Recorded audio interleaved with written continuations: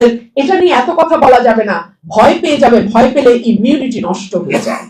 ভাই, বাটপাড়ির একটা সীমা থাকে না? আমরা দীর্ঘদিন একদলীয় শাসন দেখেছি, এখনো তার ধারাবাহিকতা চলছে।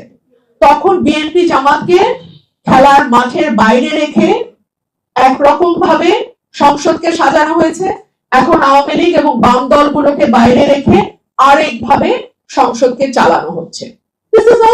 আমি আগেও যা দেখেছি একদলীয় সংসদ, এখনো আমি সেই একদলীয় সংসদই দেখছি, এবং এটা আমি যেদিন সংসদে প্রথম যাই আমি বলেছিলাম।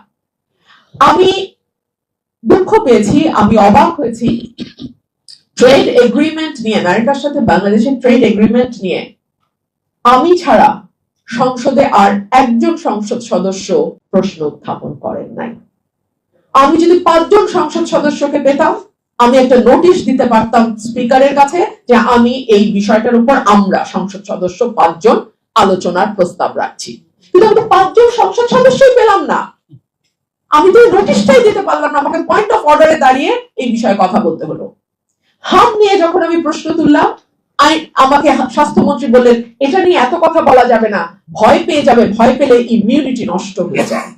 আমি বললাম আমরা কি 300 জন হামের রোগীর সামনে কথা বলতেছি? এই তো আমাদের সংসদের অবস্থা,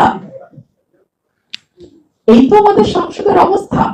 তেলের জন্য দীর্ঘ লাইন, সারা রাত ধরে গাড়ির ড্রাইভার আর মোটর বাইকের চালকরা লাইনে দাঁড়িয়ে থাকেন, যে মুহূর্তে দাম বাড়লো ওই মুহূর্তে তেল পাওয়া শুরু হলো। কি করে সম্ভব বলেন তো? তেলগুলো কই ছিল? ভাই, বাটপাড়ির তো একটা সীমা থাকে না?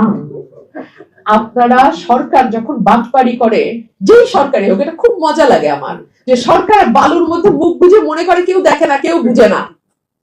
না ভাই, মানুষ কিন্তু ড্যাম স্মার্ট। আর এখন প্রত্যেকের হাতে হাতে সেলফোন, এই ফোনে আপনি মুহূর্তে সারা বিশ্বের খবর পেয়ে যাবেন। সরকার যদি মনে করে তারা তথ্য লুকিয়ে বাটপাড়ি জারি রাখবে, তারা খুব ভুল করবে। এইভাবে আসলে চালানো যাবে না।